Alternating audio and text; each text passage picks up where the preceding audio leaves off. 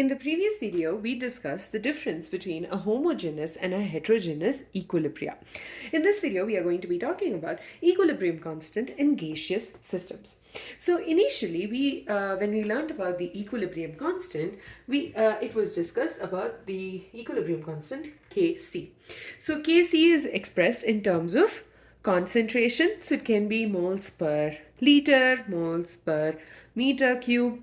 So what if our our system is in homogeneous equilibrium, and they are the reactants and products are in the gaseous state. So not only do we have the Kc as one of the ways to express the equilibrium constant, we can also express the equilibrium constant in terms of the pressure or the partial pressure of the reactants and products. So first of all, if you remember, so here our equilibrium is expressed based in terms of partial pressure. So our ideal gas equation PV equals to nRT. Right. So P is pressure, and this is in pascals. V is volume, and this can be in meter cube. N is the number of moles. T is the temperature in Kelvin, and R is the constant, if you remember the universal gas constant. So N by V. So here let's modify the equation to give us P equals to N by V into RT. Now N by V, look at that alone. Okay, number of moles is given in terms of moles, right? So N by V, when we want to express this particular thing, it's basically moles per meter cube, or it can be moles per liter, or it can be moles per decimeter cube. Essentially, this shows that it's a concentration unit, right? So moles per meter, meter cube, all of these are expressing the concentration. How many moles of something is in, like, the volume of that particular solvent or that particular substance. So sorry, it was not solvent, the substance. So here we can say that N by V can also be written as C, which is the concentration. Okay, so concentration, right? So we can also modify this equation to give us P equals to CRT. Okay, where C is the concentration of the gas.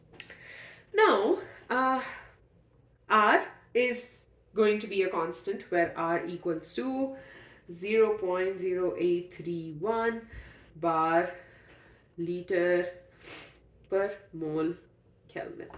Okay, so that is R. That's one thing. The second thing you need to remember is that till now, whenever we talked about equilibrium, we said that the system is at a particular temperature. So our temperature is also going to be constant,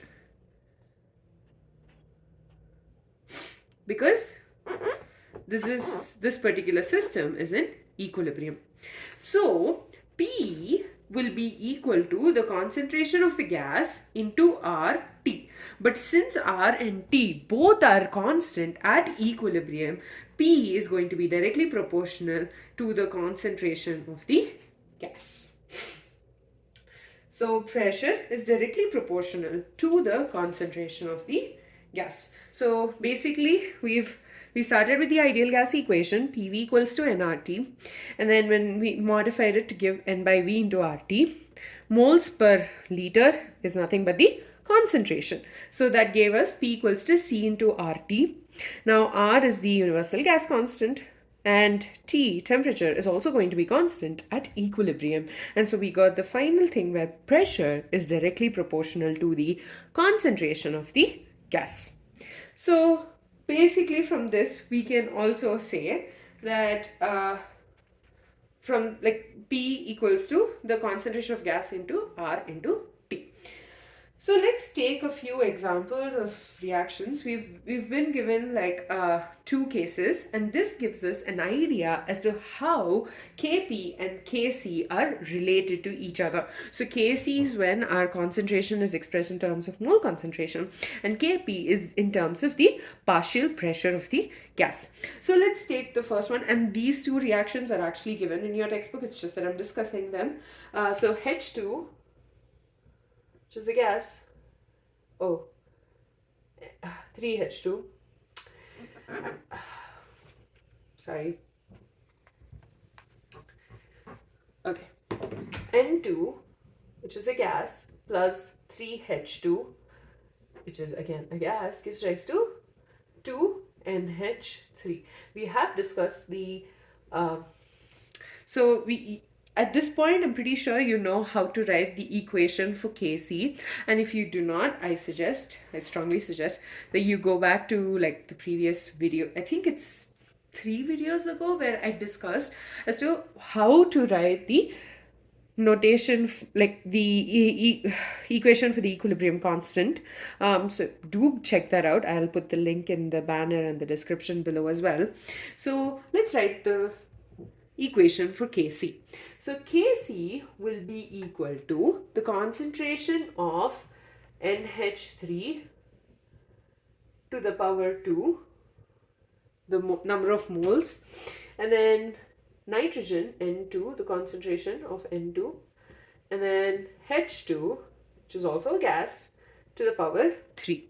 So we write the number of like the moles, the stoichiometric coefficient at the as the power of the concentration. So that's going to be Kc. Now let's write the equation for Kp. So Kp will be equal to the partial pressure of NH3 divided by the partial pressure, whole to the power 2, partial pressure of N2, which is also gas, and partial pressure of H2, whole to the power 3. Right. So basically you have this. Now the partial, from here we know the partial pressure equals to the concentration of the gas into RT. So let's write the concentrations.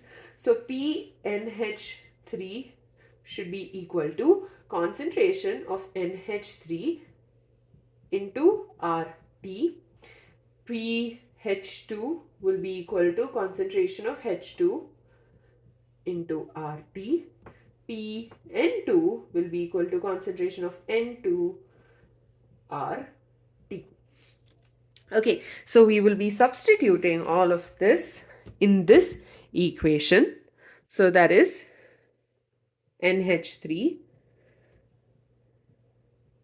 square RT square divided by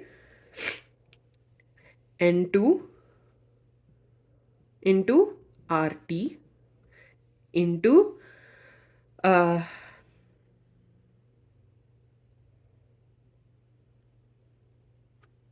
H2, which is a gas, RT cube. Okay, so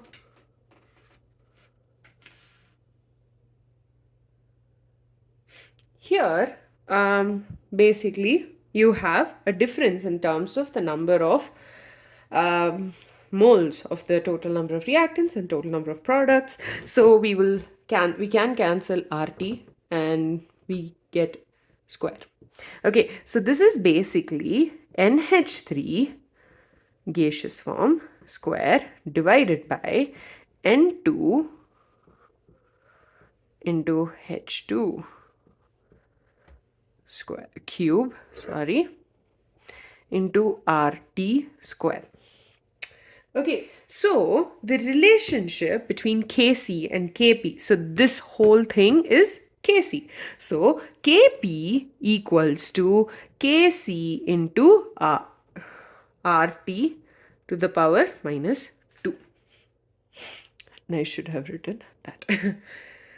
And here too, because the bracket makes sure that both R and T have the power. Okay, so in this case, Kp equals to Kc into Rt taken to the power minus 2. Let's take another example of H2, which is a gas, plus I2 gas gives rise to 2HI, which is again a gas. Now, Kc will be equal to Hi to the power 2 divided by H2 plus, sorry, into concentration of I2. Right. Now, Kp, on the other hand, will be equal to the partial pressure of Hi square divided by partial pressure of H2 into partial pressure of I2. Now we know from all of this that the partial pressure is basically the concentration of gas into RT. So I'm just going to substitute that. So PHI will be concentration of HI square RT whole square divided by concentration of H2 into RT concentration of I2 into RT. Now basically this and this. They all get cancelled, which leaves us with this equation. So that is essentially HI, the gaseous form, divided by H2 I2, which is equal to, and this is equal to Kc. So in this case, Kp equals to Kc.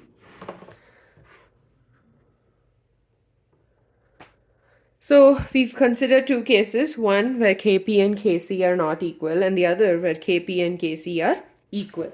So obviously we will need a general equation that helps us write all of this. I'm going to just make some space in the center so that we can discuss all of this again in the end of the video.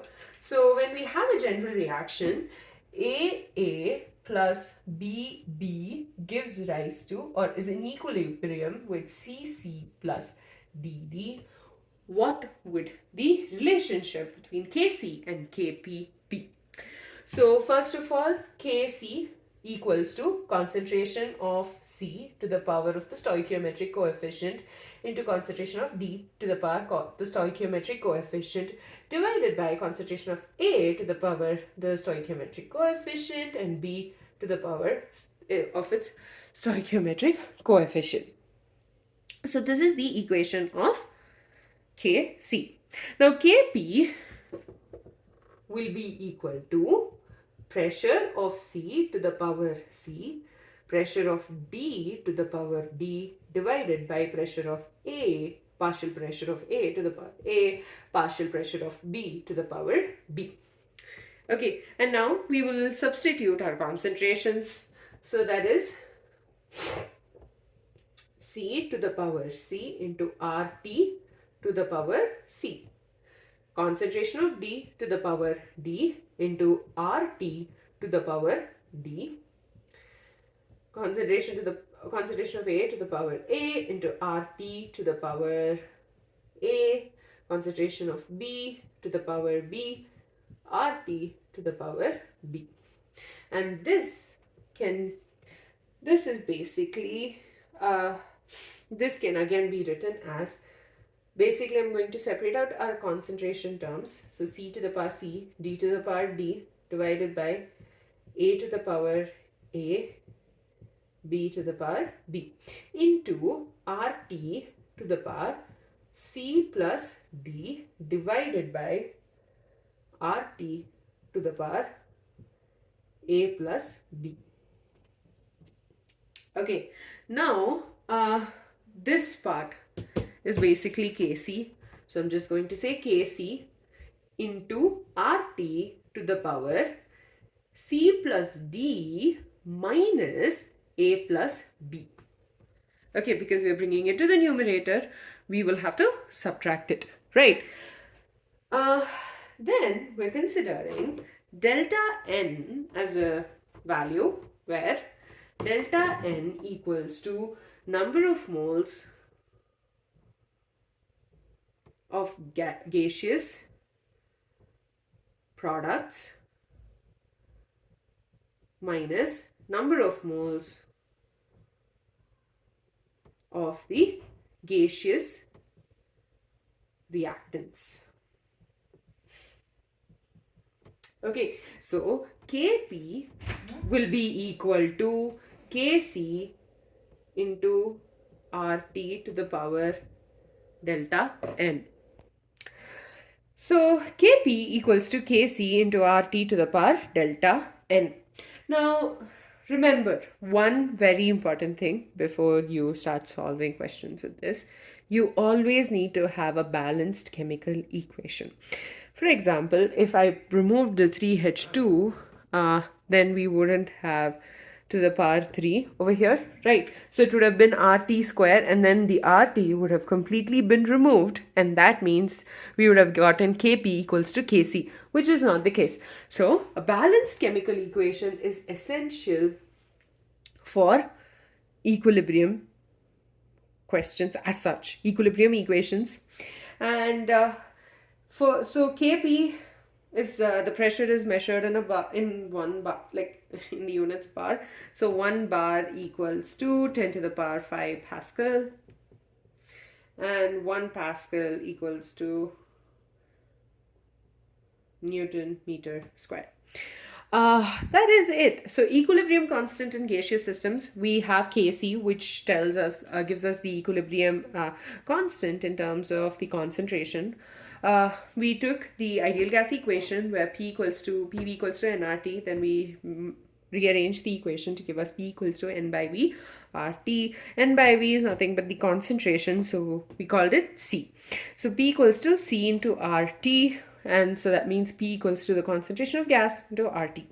R is a constant. Temperature is also going to be constant at equilibrium. So P is directly proportional to the concentration of the gas. So we discussed two examples. N2 plus 3H2 gives rise to 2NH3, and H2 plus I2 gives rise to 2HI. So if basically in both the cases we had two different values. So in this case Kp and Kc are equal, but in this case the N2 plus 3H2, Kp is not equal to Kc. So if you notice, it actually depends upon the number of moles.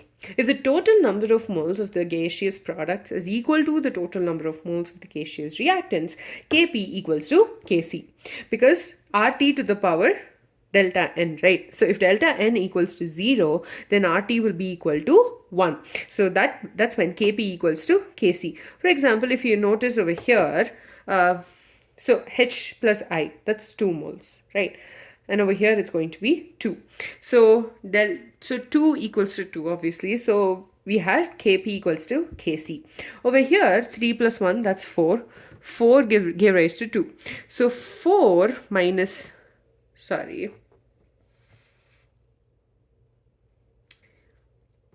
2 minus 4. So you have RT to the power minus 2, because 2 minus 4, as in you'll have minus 2 left. So that's why we got the relation Kp equals to Kc into RT to the power minus 2. I hope you understood this, and if you have any questions or if you want any clarifications, feel free to comment in the video or below. And do check out the video about Kc, where we've discussed as to how you write the equilibrium the equation for the equilibrium coefficient. In the next video, we will be discussing the in-text questions followed by the reactions in heterogeneous equilibrium.